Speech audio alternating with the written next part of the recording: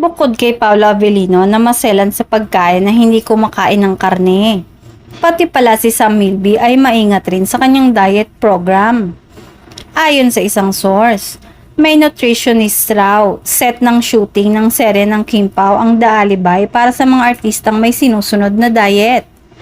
Kung si Kim Chiu ang nagpe-prepare ng pagkain ni Paolo, isang nutritionist naman ang nag-aasikaso ng kinakain ni Sam.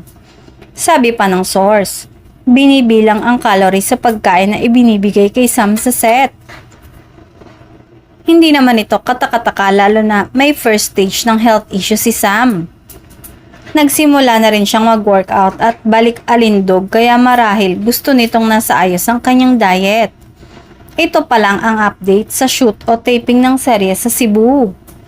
Nag-resume na nga ang second cycle ng serye. Spotted sa isang hotel si Kim kung saan parang kinukuhanan ng isang eksena sa serye. Marami naman ang naghahanap sa aktor dahil hindi nito kasama ang aktres.